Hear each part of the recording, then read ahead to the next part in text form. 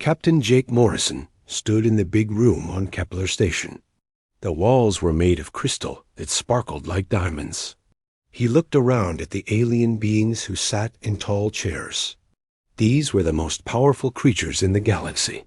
They called themselves the Galactic Council. The room was full of strange sounds. The Zephyrians made clicking noises with their 6 arms. They looked like giant bugs with sharp claws. The Luminari sang soft songs. They were made of light and floated in the air like ghosts. The Titans rumbled when they talked. They were huge and made of rock, like walking mountains. Ambassador Lisa Carter walked to the center of the room. She was Earth's best diplomat.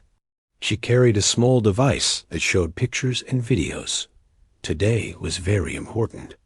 Today, humans would ask to join the Galactic Trade Alliance.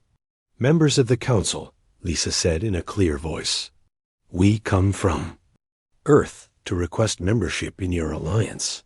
We want to trade and learn from each other. The device showed Earth's amazing inventions. There were tiny robots that could fix sick people from inside their bodies. There were new ways to store energy that could power whole cities. There were computers that could solve problems in seconds. We have survived ice ages, plagues, and wars, Lisa continued.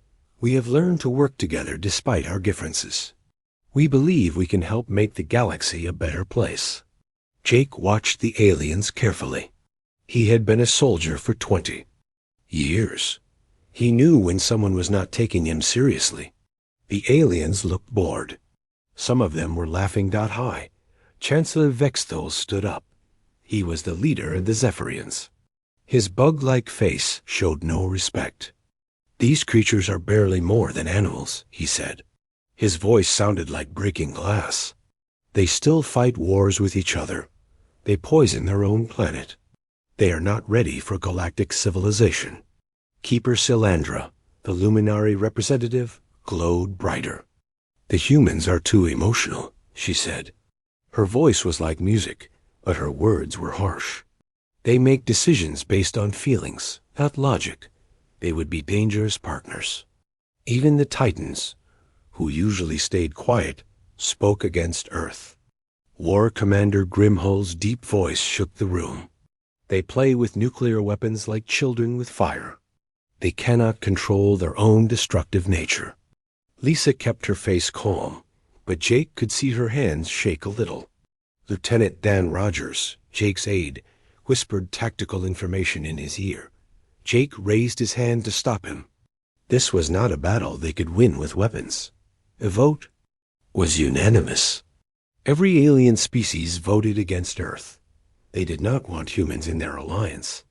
We hereby place Earth in the primitive world's protection zone, Chancellor Vexthul announced. Humans are forbidden from leaving their solar system. This is for the safety of all civilized species. The aliens laughed. They thought humans were weak and stupid. They compared Earth to a zoo where dangerous animals were kept locked up. You cannot even fix your climate, one alien said. How can you help us? Your species kills each other over resources, said another. You are not evolved enough for space. Jake felt anger burning in his chest. These creatures thought they were better than humans. They had no idea what humans were really capable of. As the human delegation prepared to leave, a figure in a dark robe approached Jake in the hallway. The being pulled back his hood. His face was old and covered with scars. I am Kale, he said quietly. I am one of the Watchers. My people are very old.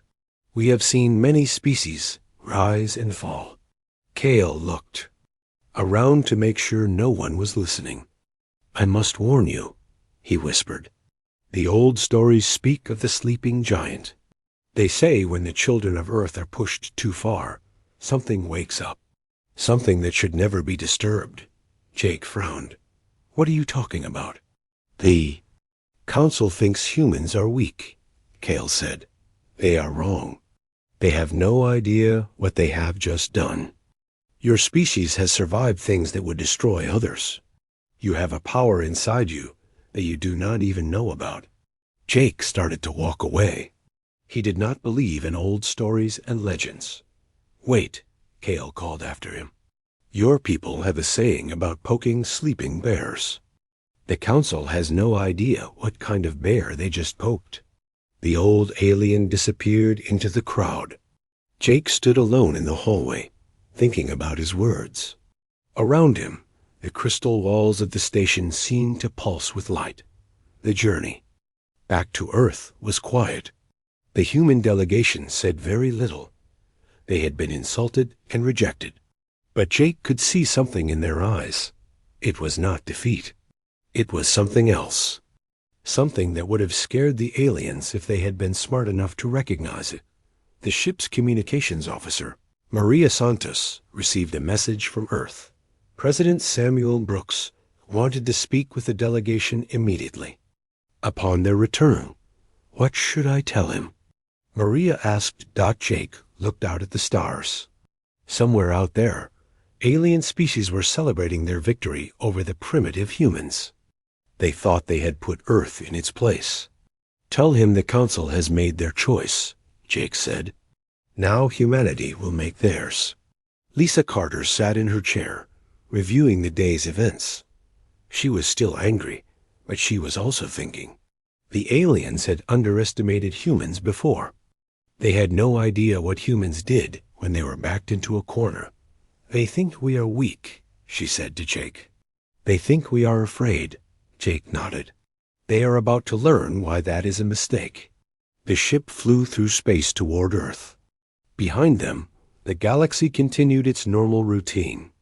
Trade ships carried goods between planets. Alien families lived their peaceful lives. The powerful council members returned to their comfortable homes. None of them knew that they had just made the biggest mistake in galactic history. They had threatened humanity's future. They had tried to cage Earth's children. The sleeping giant was beginning to stir. 6 months had passed since the council rejected Earth. The aliens thought humans would quietly accept their fate. They were wrong. Dr. Amanda Price worked in a secret lab on the moon. She was Earth's best scientist who studied alien life. Around her, hundreds of other scientists worked day and night. They were building things that would change everything. The test results are perfect, Amanda told her team. The quantum tunnel drive works exactly as we planned. Ryan Collins, the chief engineer, smiled as he looked at the numbers on his screen. We can now travel across the galaxy in minutes, not years. The aliens have nothing like this. Amanda nodded. She had discovered something amazing about Earth, while other planets had stable, peaceful histories. Earth was different. Earth was chaos. Ice ages, volcanoes, asteroids, plagues. Humans had survived them all. That is our secret, she explained to Ryan. Other species evolved in safe environments. We evolved in hell. Every disaster made us stronger. Dr. Kelly Martinez, who studied ocean life, had made another discovery. Earth's oceans created more different life forms than entire galaxies, she said. Our biology is more complex than anything the aliens have ever seen. The chaos of Earth's history had created something unique. Human DNA carried the memories of every survival challenge. Humans could adapt to anything because they had already survived everything. Ryan perfected the quantum cascade reactors. These power sources made alien technology look like toys. The aliens thought human nuclear science was primitive. They did not understand that humans have learned to control the same forces that powered stars. Each reactor can power a city for 100 years, Ryan explained to Admiral Morrison. Jake had been promoted after the council meeting. We can build ships that run forever. The first human deep space fleet was being built in secret. The ships had names like New York, Texas, and California. Each ship could do many different jobs. Alien ships were designed for one purpose. Human ships were designed to adapt. Admiral Morrison stood on the bridge of the USS Liberty. His crew was the best Earth had to offer. Commander Beth Stone was his tactical officer. She could plan battles better than any computer. Lieutenant Commander Alex Turner was the chief engineer. He could fix anything and make it work better than before. Lieutenant Maria Santos handled communications. She could learn any alien language in hours. "Sir," Commander Stone reported, "our hidden bases are ready. We have supply stations throughout the galaxy. The aliens have no idea we are already there." Morrison smiled. While the aliens celebrated their victory, humans had been busy. Invisible human ships had planted secret bases on empty planets. Advanced stealth technology made them impossible to detect. "What about the other species?" Morrison asked. "The Council is getting worse," Stone replied. "They are attacking younger civilizations. They use their technology to make slaves of anyone who cannot fight back." Morrison's face grew hard. The Council was not just keeping humans trapped. They were hurting other innocent species. This was not just about Earth anymore. Lieutenant Turner spoke up from his engineering station. "Admiral, the new weapons are ready for testing. The quantum disruptors can tear apart any known material." "And the biological systems?" Morrison asked. Doctor Martinez answered from her lab. "We have created viruses that can infect alien computer systems. They spread like diseases and rewrite alien code. Their own technology will turn against them." Morrison walked to the main screen. It showed Earth, blue and beautiful. But he also saw the secret ships being built. He saw the hidden weapons. He saw the army of scientists working to protect their home. "The aliens made a mistake," he said. "They thought we were weak because we fight each other. They do not understand that we fight each other because we are strong. We test ourselves against the best opponents we can find." President Samuel Brooks spoke to the United Nations. But his words were also being broadcast to alien worlds. Human hackers had broken into the Galactic Communication Network. "We are not aggressive by nature," the president said. "We are protective. There is a difference. We do not start fights, but we finish them." The president's speech was carefully planned. It seemed peaceful, but every word was a warning. "We have always protected our children. We have always stood up to bullies. We have always helped those who cannot help themselves." The aliens who heard the speech laughed. They thought humans were making empty threats. Dr. Price made the final breakthrough. "Evolution is not just about surviving," she told Morrison. "It is about becoming something new. Earth's chaos did not just make us tough. It made us capable of becoming whatever we need to be." Morrison understood. Humans were not just another species. They were evolution's answer to every challenge. They were the children of a world that had thrown everything at them and made them stronger. "The genetic markers are clear," Dr. Price continued. "When humans are threatened, especially when their children are threatened, they undergo a transformation. They become something beyond normal biology." "What kind of transformation?" Morrison asked. "They become apex predators," Price said. "Not just individually, but as a species. They work together with perfect coordination. They think like a single organism dedicated to protecting the group." Morrison felt something changing in himself. His crew was changing too. They moved with more purpose now. They anticipated each other's needs.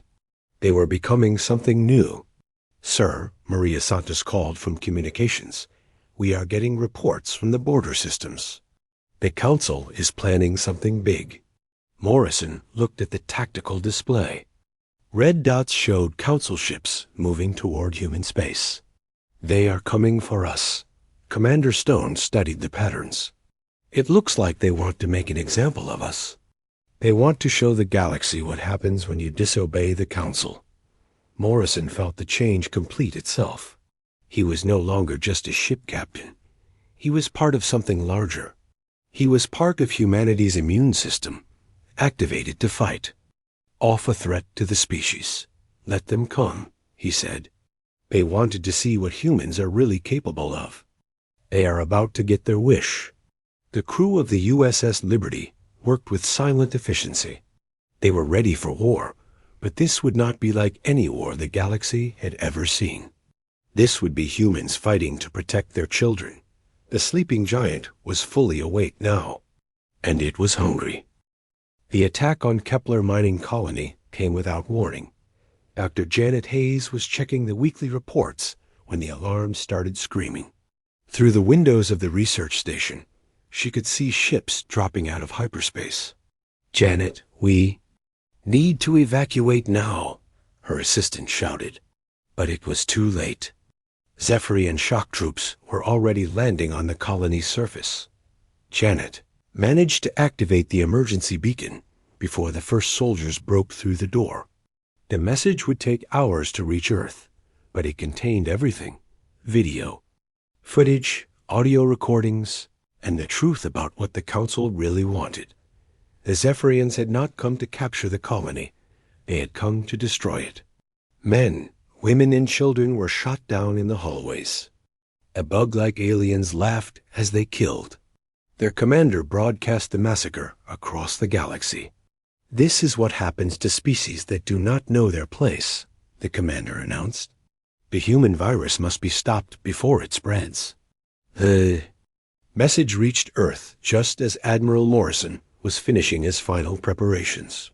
The bridge of the USS Liberty went silent as the crew watched the footage. They saw children running. They saw families torn apart.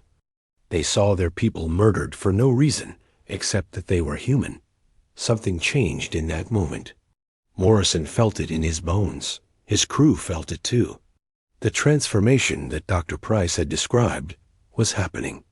They were becoming something new. President Brooks spoke from the White House. His words were broadcast to every human settlement in the galaxy. "An attack on any human is an attack on all humans. We will not let this crime go unpunished." The president's speech was short, but it reached every human heart. Billions of people on Earth stopped what they were doing.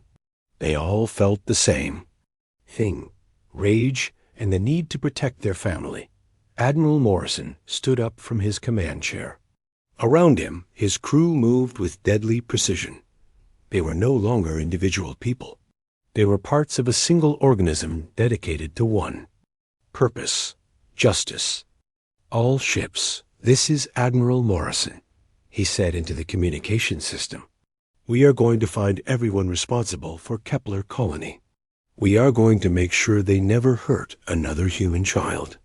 The first battle happened at Proxima Relay Station. A Zephyrian patrol was checking for human ships when the USS Liberty appeared out of nowhere. The alien commander could not believe his eyes. "Impossible," he said. "Humans do not have ships that can travel this fast." Admiral Morrison's voice filled the alien bridge. "You wanted to see what humanity is capable of. You killed our children. Now you will learn what that means." The Zephyrian commander laughed. "You have one primitive ship. We have 12 advanced warships. Surrender now, and we will kill you quickly." "No," Morrison said. "You will die slowly." The battle lasted 17 minutes. When it was over, the Zephyrian fleet was nothing but floating debris. The USS Liberty had not taken a single hit. The quantum weapons tore through alien shields like they were made of paper. The human point defense system stopped every alien missile, but the humans did not stop there.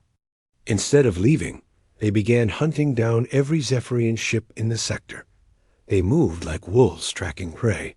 They were patient, methodical, and absolutely ruthless. The galaxy watched in shock as the primitive humans destroyed everything in their path. But this was not random violence. This was something far more terrifying: calculated revenge. Morrison's communications to Earth were brief and cold. "The children are safe. The threat is being eliminated." The ancient watcher named Kale observed the battle from his hidden ship. His people's oldest books spoke of the Earthborn Titan. It was a legend about humans transforming when their survival was threatened. Kale had thought it was just a story. Now he knew better.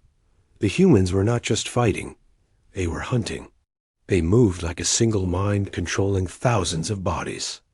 Every ship, every soldier, every weapon was part of one unified purpose: protect the children of Earth.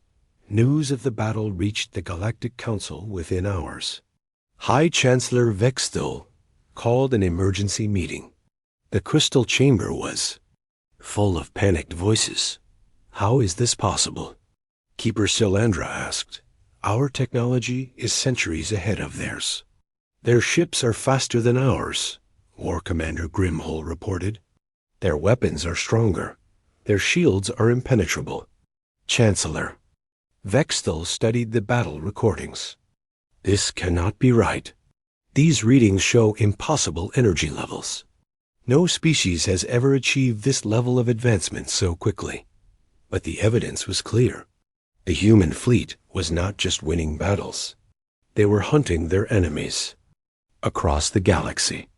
Every Zephyrian ship that had participated in the colony attack was being tracked down and destroyed. Sir, a Zephyrian officer reported, we have lost contact with Battle Group 7. Their last transmission was a distress call about human ships. That is impossible, the Chancellor said. Battle Group 7 was 3 star systems away from the nearest human settlement. The humans are not staying in their territory, the officer said. They are following our ships wherever they go. The council members looked at each other with growing fear. They had expected the humans to defend themselves. They had not expected them to hunt their attackers across the galaxy. We need to negotiate, Keeper Silandra said. We need to offer them something to make them stop. No, Chancellor Vexthul said. We cannot show weakness. We will gather our full military might and crush them. But privately, the Chancellor was terrified. The humans were not behaving like any species he had ever encountered. They were not trying to conquer territory or steal resources. They were simply eliminating threats to their young. Kale transmitted a message to the council from his hidden location. You have awakened something that should have been left sleeping. The humans are not like other species. They are the children of a world that tried to kill them for millions of years. They learned to survive by becoming the most dangerous thing in their environment. The council ignored the warning. They were too proud to admit they had made a mistake. Admiral Morrison received reports from across the galaxy. Human ships were systematically hunting down every alien who had been involved in the colony attack. The hunt was not random. It was organized, efficient, and absolutely merciless. Sir, Commander Stone reported, we have located the main Zephyrian fleet. They are hiding in the Titan Nebula. Morrison smiled, but it was not a happy smile. They think they can hide from us. They do not understand that we are not just soldiers. We are parents protecting our children. The USS Liberty changed course toward the nebula. Behind them, the rest of the human fleet followed. They moved through space like a pack of wolves, following a scent trail. The Zephyrians were about to learn that there was nowhere in the galaxy they could hide from humanity's justice. The Titan was awake, and it was coming for them. The galaxy shook with fear as humanity showed its true nature.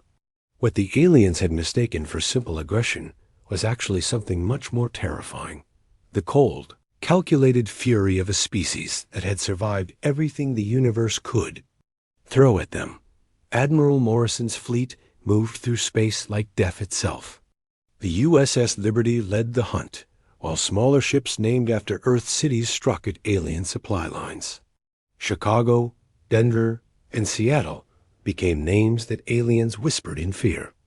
Each human ship worked on its own, but they all shared the same deadly purpose. Commander Beth Stone's tactical plans were so perfect they seemed to predict the future. She understood alien weaknesses that they did not even know they had. The Zephyrians think like insects, Stone explained to her staff. They follow orders without question. But humans learn to think for themselves. We can change our plans in the middle of a battle. The Luminari, beings made of energy, could not understand human brutality.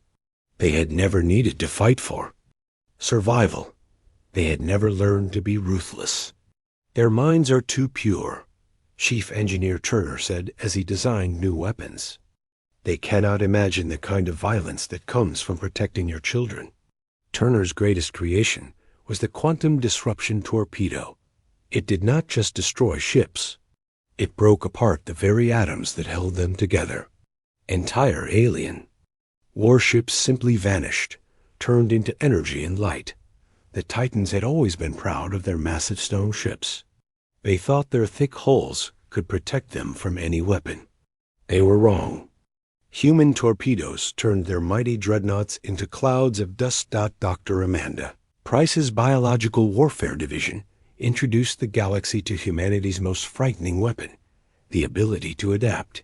Human-designed viruses began infecting alien computer systems. The digital plague spread through the galactic internet, turning alien technology against its owners. Computer viruses are just like biological ones, Dr. Price explained. They evolve, they adapt, they spread, and we created them to think like humans. The psychological warfare was even worse. Lieutenant Maria Santos broadcast recordings of human children playing and laughing. Then she showed footage of the Kepler colony massacre. The message was clear. You killed our babies, and now we are coming for you. The broadcasts drove alien commanders insane. They had never faced an enemy that fought for emotional reasons. They could not understand the cold fury of parents protecting their young. President Brooks spoke to the United Nations, but his words were meant for alien ears across the galaxy. We have protected our children for thousands of years, he said. We have fought off wolves, lions, and other humans. We will not let alien monsters hurt them. The president's speech ended with a promise that chilled alien blood. We will hunt you to the edge of the universe. There is no place you can hide where we will not find you. The hunt spread beyond military targets. Human Special Forces soldiers began appearing on alien worlds. These were not regular troops. They were Earth's most elite warriors, trained in the art of silent killing. The assassinations followed a pattern that drove alien intelligence agencies to desperation. They could not detect the humans until it was too late. The killers struck at the commanders who had ordered the colony attack, eliminating them one by one. Jake Morrison had become something more than a ship captain. He was part of humanity's immune system, activated to destroy threats to the species. His crew worked with him like parts of a single organism. Sir, Maria Santos reported, we have found the location of the Galactic Council's secret weapon facility. It is on the dark side of Titan Prime. Morrison studied the intelligence reports. The facility contained planet-killing weapons designed to destroy primitive worlds. The Council had been planning to use them against Earth. How many ships are defending it? Morrison asked. 3,000, Commander Stone replied. Every species in the Council has sent their best warships. They are making their final stand. Morrison looked at his own fleet. 50 ships against 3,000. Any sane commander would retreat. But Morrison was no longer thinking like a normal human. He was thinking like a predator that had cornered its prey. They think numbers matter, he said. They do not understand that we are not just 50 ships.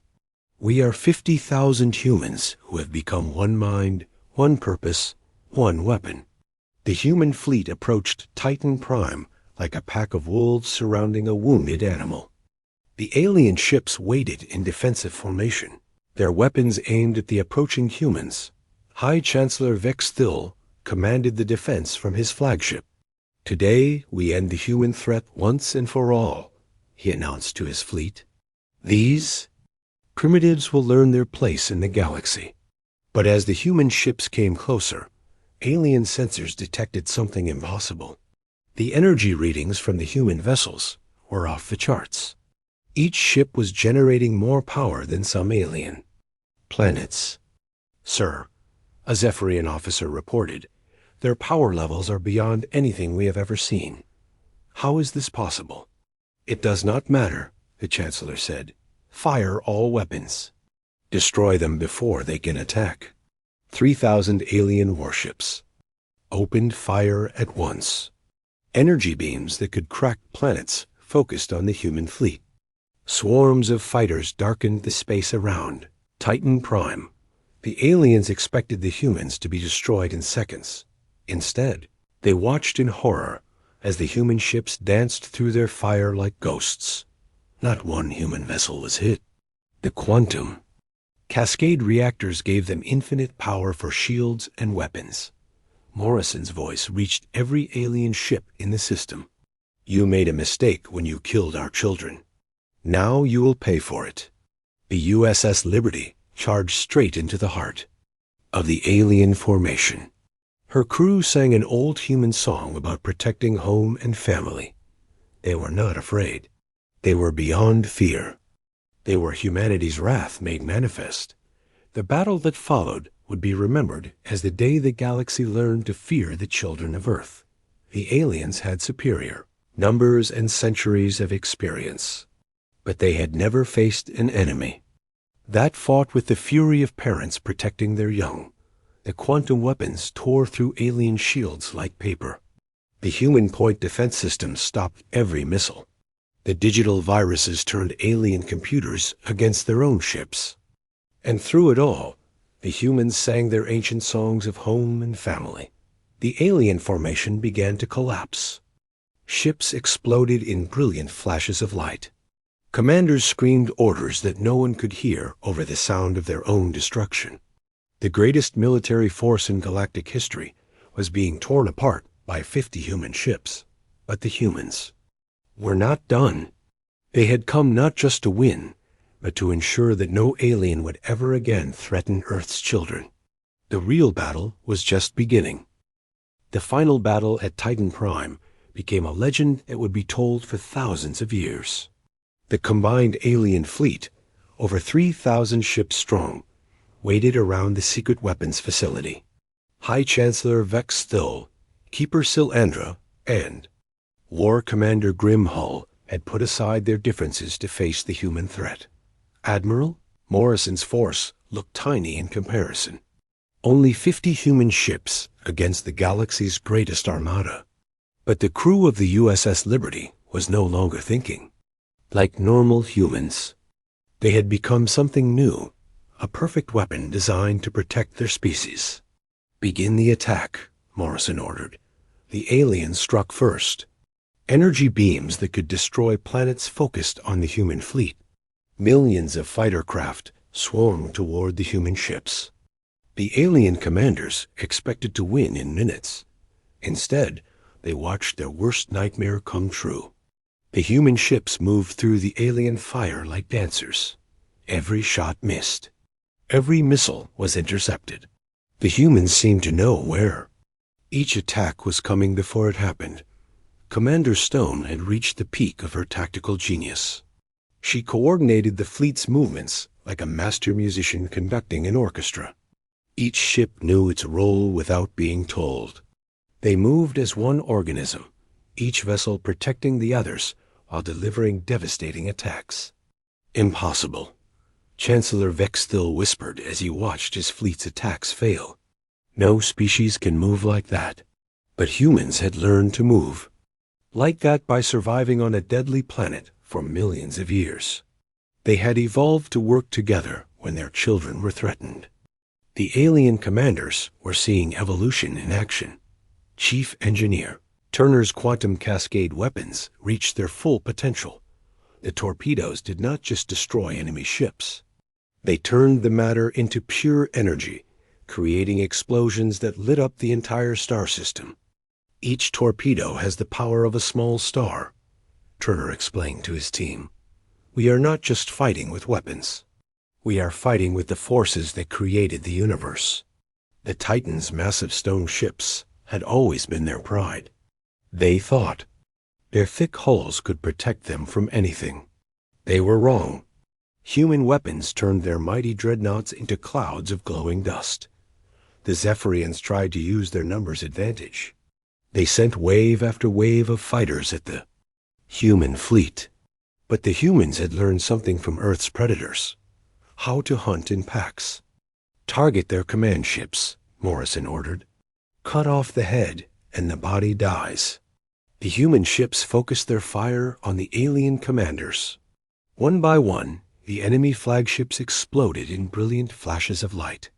Without their leaders, alien fleets began to fall apart. But the real terror came when the aliens discovered what was inside the weapons facility. Dr. Price's biological viruses had infected the alien computers. The digital plague had evolved beyond simple destruction. It was creating new forms of artificial life. The computers are thinking like humans, a panicked luminary officer reported. They are turning against us. The facility's own weapon systems began firing at the alien fleet. The planet-killing devices that were meant to destroy Earth turned on their creators. The galaxy's most advanced technology became humanity's ally. President Brooks' voice reached every corner of the battlefield. We told you we would protect our children.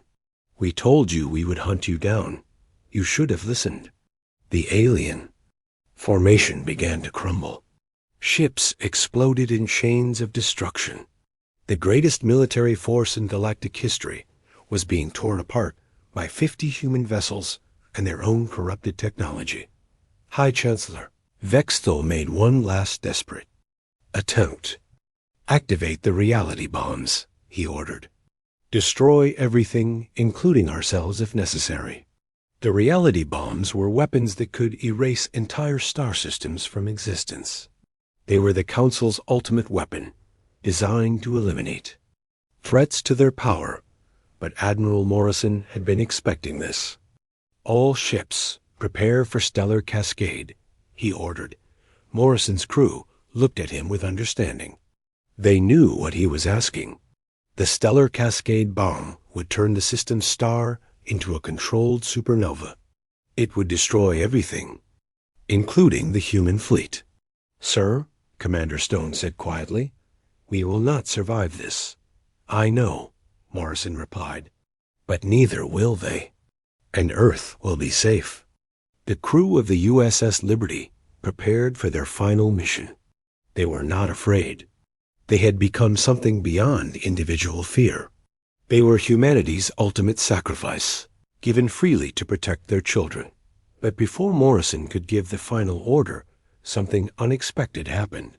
Hidden throughout the galaxy, human sleeper agents activated simultaneously.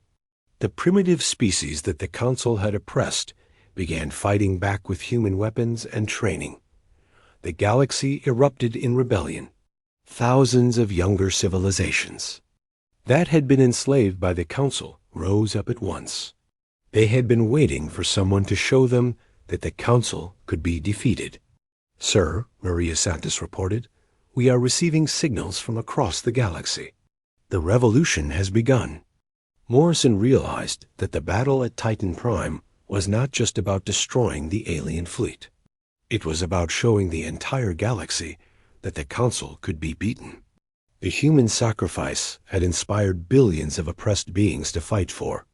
Their freedom got the reality bombs activated, but they were too late. The facility's corrupted computers had already turned the weapons against the alien fleet. Instead of destroying human space, the bombs erased the Council's own military forces. When the light faded, the greatest threat to galactic peace was gone. The Council's fleets were destroyed. Their weapons were scattered. Their power was broken. But the cost had been high. The human fleet was damaged beyond repair. Many ships were lost. Many brave humans had died protecting their species. Admiral Morrison stood on the bridge of the USS Liberty, watching the debris field that had once been the enemy armada. His ship was badly damaged, but his crew was alive. Status report. He ordered. The alien fleet is destroyed, Commander Stone reported. The weapons facility is secure. The galaxy is free. Morrison nodded. The mission was complete. But more importantly, humanity had proven something to the galaxy. They had shown that no force in the universe was strong enough to threaten Earth's children. The ancient watcher named Kale recorded the final entry in his species' historical records. Today, the galaxy learned that humanity's greatest strength was never their technology or their weapons. It was their willingness to become monsters to protect those they loved. The story ended with a new generation of human children playing in the gardens of New Geneva Station. Their parents watched over them with the quiet confidence of those who knew that no enemy would ever again dare to threaten their young. The Earthborn Titan slept once more, but its legend would ensure that the galaxy remembered. Humanity had awakened, and the universe would never be the same. Around the galaxy, species that had been oppressed by the Council began to rebuild. They formed new alliances based on cooperation instead of domination. They learned from humanity's example that even the smallest species could stand up to the greatest powers. The children of Earth continued to explore the stars, but now they did so as protectors rather than conquerors. They had learned that true strength came not from destroying enemies, but from protecting those who could not protect themselves. And in the depths of space, on hidden worlds and secret bases, human guardians kept watch. They were the children of a world that had tried to kill them for millions of years. They had learned to survive by becoming the most dangerous thing in their environment. The galaxy was safe, and the children could play in peace.